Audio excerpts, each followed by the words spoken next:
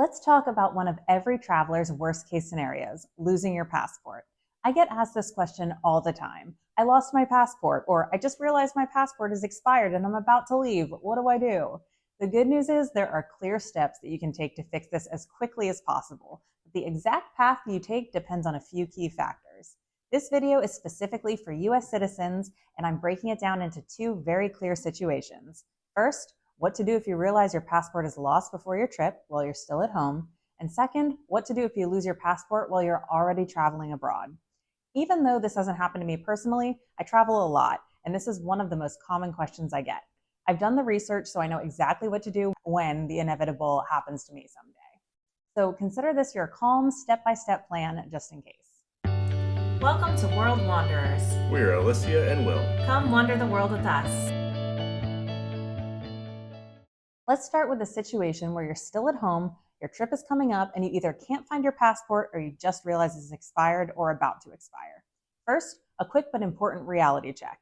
An expired passport is treated the same as not having a passport at all. Airlines will not let you fly internationally with an expired passport, and many countries require that your passport be valid for at least 6 months beyond your travel dates.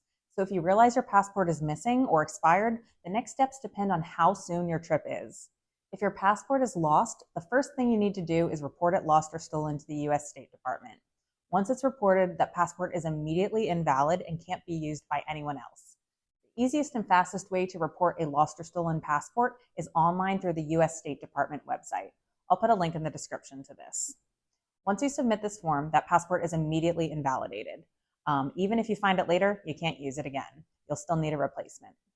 From there, whether your passport is lost or expired, you'll be applying for a replacement or renewal, and timing is everything.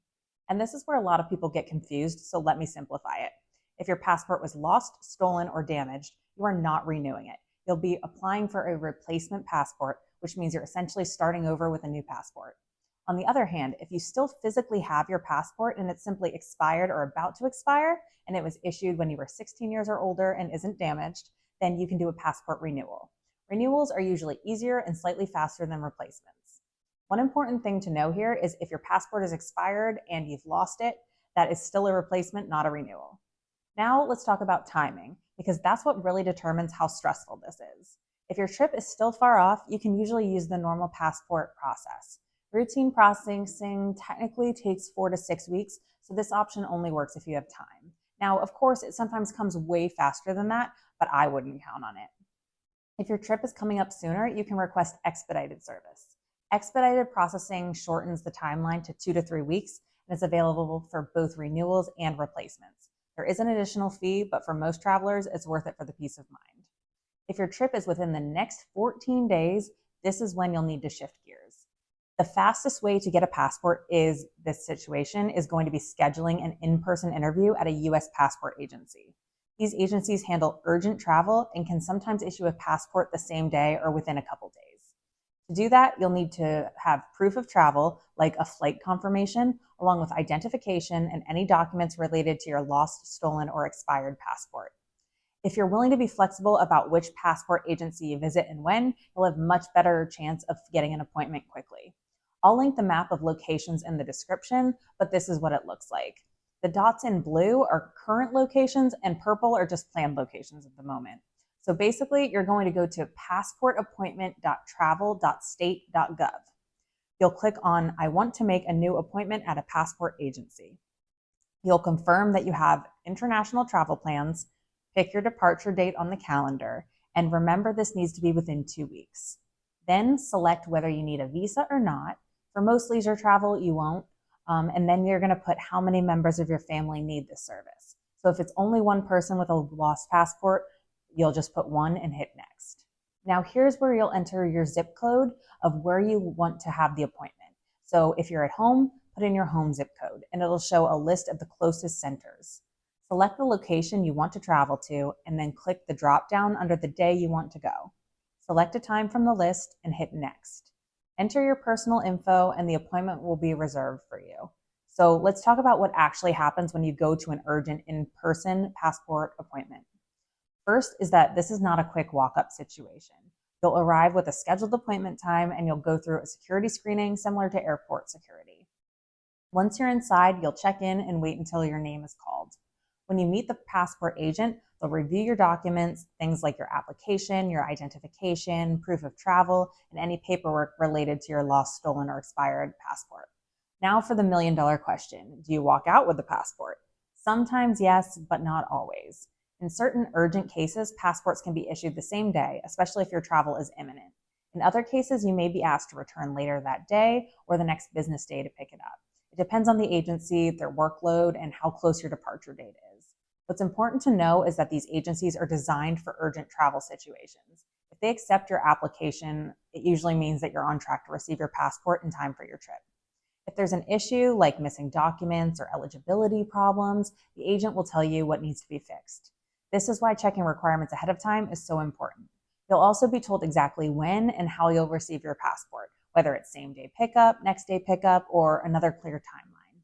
The key takeaway here is an urgent in-person appointment doesn't guarantee same-day pickup, but it does put you on the fastest possible path to getting a new passport. If you show up prepared, flexible, and calm, this process is designed to help you travel, not stop you. Now let's talk about the scenario that feels the most overwhelming, losing your passport while you're already out of the country. First, and most importantly, don't panic. This happens more often than you think, and there is a clear system in place to help U.S. citizens. If your passport was stolen, your first step should be to file a local police report. This isn't always required, but it can be very helpful for documentation and insurance purposes. Next, you'll need to contact the nearest U.S. embassy or consulate. This is where U.S. citizens go for passport emergencies while traveling. The easiest way to find one is to go to usembassy.gov. Once you're there, click on the country you're in. It'll give you a list of the embassies in the country with their phone numbers and address. The embassies will have a website you can click on, but for the consulates, you should just give them a call. On the embassy's website, there will be an emergency assistance button. Click on it, and then find the section to request an emergency passport. It'll walk you through the process of what you need to do. The embassy or consulate will help you apply for either a full replacement passport or an emergency limited validity passport, which allows you to continue your trip or return home.